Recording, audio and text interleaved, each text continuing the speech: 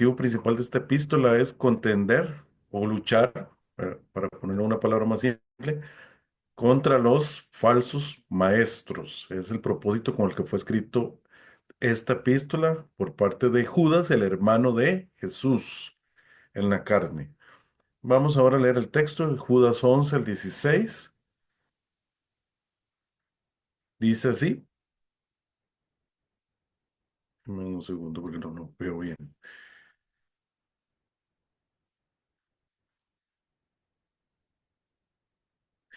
Bueno, vamos a leerlo. Déjenme buscarlo en la Biblia.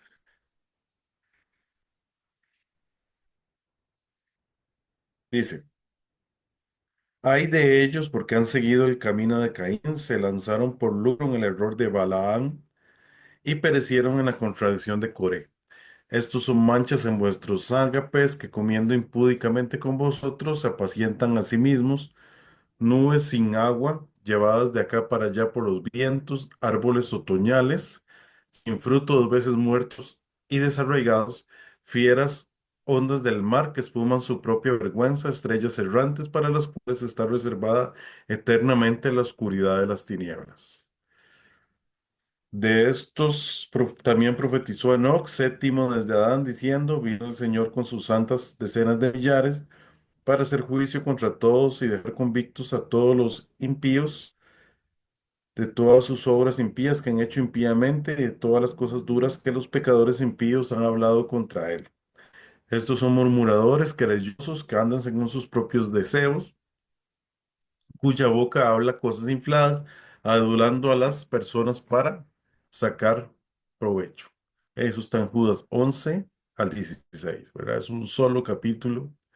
Y como les dije, el tema de hoy va a ser cómo reconocer un falso maestro. Básicamente lo que vamos a hacer es ver en estos textos, ¿verdad? Del 11 al 16, una serie de características acerca de los falsos maestros. Entonces, en primer lugar, lo que hace Judas es comparar a los falsos maestros con tres sucesos que ocurrieron en el Antiguo Testamento y luego, posteriormente, él compara a los falsos maestros con una serie de metáforas que vamos a estar analizando. Entonces, primeramente, tenga en mente, con tres sucesos del Antiguo Testamento, y aquí voy a pedir un poquito de participación, ¿verdad? Pues, esté atento ahí porque voy a pedir que participen, voy a hacer preguntas, más que todo para que me hablen de los sucesos del Antiguo Testamento. El primero es,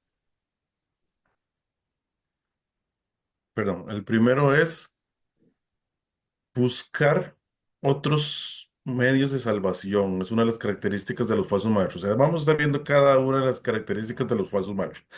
Dice el texto en el verso 11, voy a leerlo todo. Hay de ellos porque han seguido el camino de Caín y se lanzaron por lucro en el error de Balaán y perecieron en la contradicción de Coré. Ahí pueden ver los tres sucesos del Antiguo Testamento. En ese versículo 11 completo, ¿verdad? Que sería el camino de Caín, el error de Balaam y la contradicción de Coré. ¿Ok? Vean que el texto dice, hay de ellos. También Jesús usa expresión en los evangelios, en las epístolas. Esta es la primera vez y la única que se usa esa expresión. Hay de ellos. ¿Qué significa? Pobres de estos falsos maestros, el castigo que van a tener. ¿Por qué? Porque han seguido malos caminos. El primero que se menciona es porque han seguido el camino de Caín. ¿Ok?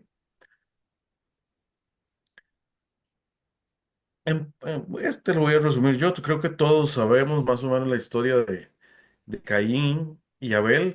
Estamos pendientes de que tanto Caín como Abel presentaron una ofrenda a Dios. Y en resumen, lo que dice la escritura es que Dios no le agradó la ofrenda de Caín.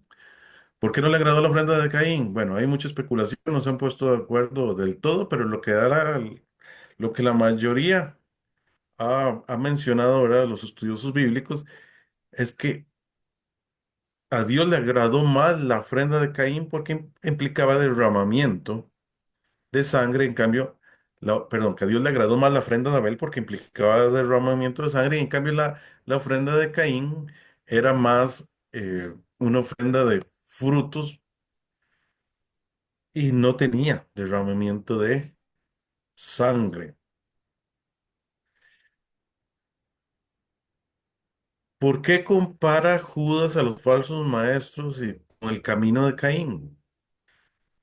¿Por qué? Porque sabemos que el único camino o medio para alcanzar la salvación es mediante el derramamiento de sangre de una víctima sacrificial y en este caso el derramamiento perfecto de la sangre de Jesucristo en la cruz del Calvario. Ese es el camino. La sangre de Jesús en la cruz y nosotros aceptar ese sacrificio expiatorio, recibir a Cristo y hacer como nuestro el sacrificio que Él hizo por nosotros. ¿Qué es lo que pasa? Los falsos maestros, los falsos profetas hablan de otros modos de salvación. Y es algo que usted lo va a ver en todo momento. Siempre en una secta, en una falsa enseñanza, siempre habla de otras formas de alcanzar la salvación. No les basta solo el sacrificio expiatorio de Cristo. Muchas veces suman obras, muchas veces suman ser parte de una iglesia o de otra congregación. O sea, ponen una serie de caminos distintos cuando hay un solo camino. Y ese es el derramamiento de la sangre de Cristo en la cruz por nosotros y nosotros recibirle a Él como nuestro Señor y Salvador. Esa sería la primera característica de un falso maestro. Básicamente, que sigue otros caminos o anuncia otros caminos, otros medios para alcanzar la salvación. El segundo, dice el texto, y se lanzaron por lucro en el error de Balaam. Otra característica del falso maestro es la codicia, y lo podemos ver en esa línea. Se lanzaron por lucro en el error de Balaam. Balaam aparece en Números 24 del 4 al 35. Sí, recordemos la historia. Básicamente el rey Balac le dijo a Balaam, ¿verdad? Que si podía maldecir al pueblo de Dios, varias veces intentó Balaam hacerlo. Eh, Al final, inclusive, él iba dice la escritura que en un burrito, en un asna, ¿verdad? Y que paró en ese momento, el asna, bueno, el burro, perdón, o la asna, y que en ese momento habló, ¿verdad? Habló el burro, ¿verdad? O habló la asna, ¿verdad? Es toda una metáfora, o cómo decir, eh, es hasta cierto punto sarcástico, ¿verdad? Que se suponía que era vidente, que Balán era un gran vidente, no se da cuenta de lo que está pasando y un animal, un burro, un asna, sí se da cuenta de lo que está pasando. Ahora, lo importante aquí es que Balán lo va a hacer por codicia. Porque le están ofreciendo dinero para que use su don profético para maldecir. Y él lo acepta. Es una forma de prostituir un don que Dios le dio. Ese deseo de enriquecerse personalmente, transformando el servicio a Dios en un negocio. O sea, ¿cuántos de los falsos maestros hacen eso? O sea, en el fondo son codiciosos. Pensemos en dinero, pero también en otras cosas, ¿verdad? En lujos. Eh, Muchos predicadores hoy en día en las iglesias predican like. ¿A qué me refiero? Que predican un mensaje que es suave, que no habla del pecado, que solo son mensajitos de aliento. Nunca habla mensajes éticos, donde la persona tiene que su vida ajustarla a las demandas de la palabra. Entonces no hablan, no predican de la gravedad del pecado. ¿Por qué? Porque en el fondo buscan enriquecerse. Yo he visto inclusive iglesias donde no pueden poner a alguien en disciplina porque pierde el diezmo de esa persona. Entonces dicen, no, ¿cómo lo vamos a poner en disciplina? Es un diezmo menos, entonces que llega a la iglesia, luego se nos va. Entonces, eso es lanzarse en el lucro, pues en el error de Balán. Y muchos falsos maestros hacen esto.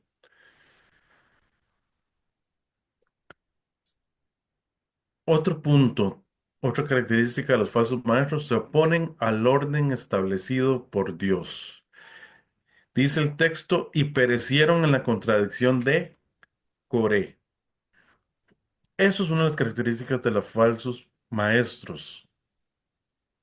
Se oponen al orden que puso Dios. En el contexto particular de Judas, ¿verdad? Que desde el versículo 3 decía, ¿verdad? Eh, eh, que hablaba de la fe dada una vez a los santos. Entonces sí, se oponen al fundamento de establecido por los apóstoles que fue dado de una vez para siempre por los apóstoles, ¿verdad? Y que no de ellos, sino que fue dado por Cristo. Vean, recordemos el versículo 3 dice, me ha sido necesario escribiros para exhortaros a que contendéis ardientemente por la fe que ha sido una vez dada a los santos. Porque algunos hombres se habían infiltrado, esos falsos maestros, y estaban poniendo otro fundamento. Cuando Dios puso un orden, puso autoridades, puso a los apóstoles en primer lugar y puso la palabra, ¿verdad? O sea, ¿cuál es la mayor autoridad que ha puesto Dios? Pues Dios mismo. ¿Y cómo sabemos lo que Dios quiere? Por la palabra. Y ellos entonces muchas veces lo que dicen es que los falsos maestros que ponen una autoridad diferente a la palabra. Si ustedes se ponen a pensar, cada falsa religión, cada secta, ponen una autoridad diferente a la palabra. Van a decir que la autoridad es la iglesia, que la autoridad es la tradición, dicen algunos. Algunos ponen otro libro además de la palabra.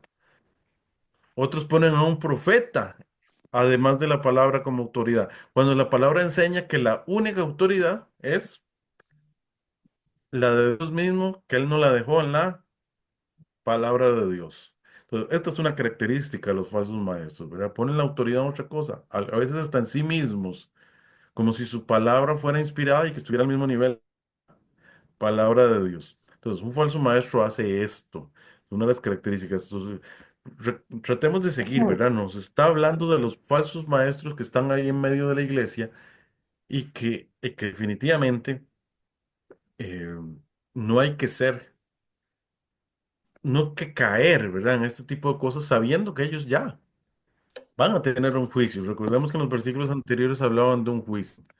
Por otra parte, ya dejando estos tres ejemplos del Antiguo Testamento, él entonces empieza a hablar de otras características de estos falsos maestros, al compararlos con una serie de metáforas de la naturaleza.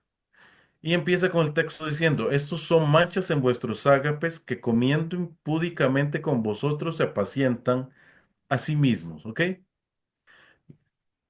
Voy a leer como dice esa primera parte, mientras que la Reina Valera dice, estos son manchas en vuestros ágapes, realmente en la nueva versión internacional dice, convierten en festejos las fiestas de amor, y en eh, la Biblia de las Américas dice, estos son escollos ocultos en vuestros ágapes.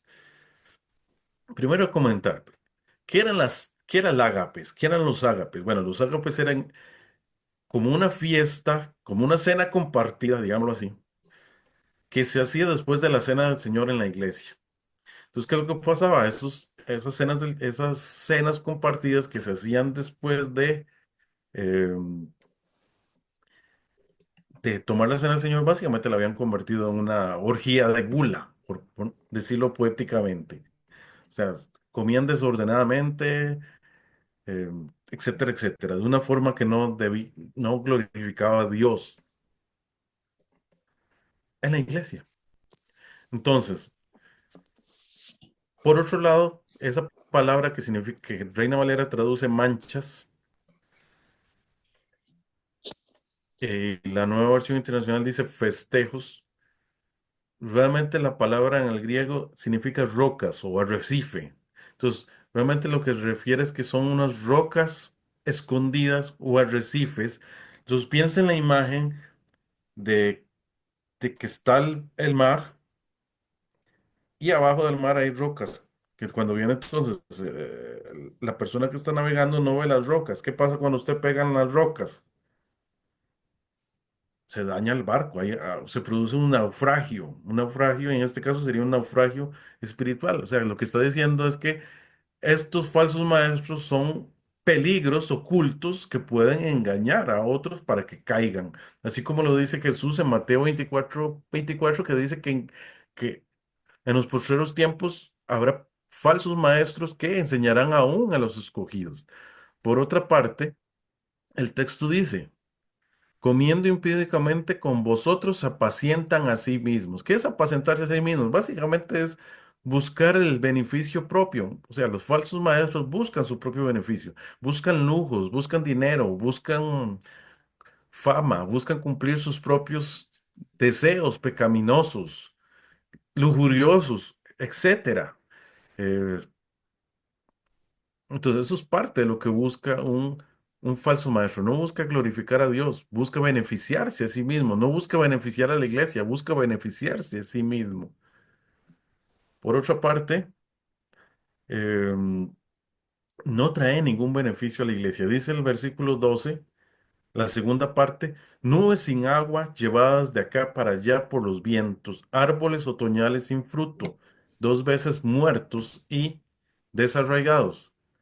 Lo normal es que las nubes, especialmente en esa época, anunciaban que, que iba a venir lluvia y la lluvia servía para bendecir a los cultivos. Pero ¿qué es lo que dice el texto? Que los falsos maestros son nubes sin agua. Nada más vemos las nubes.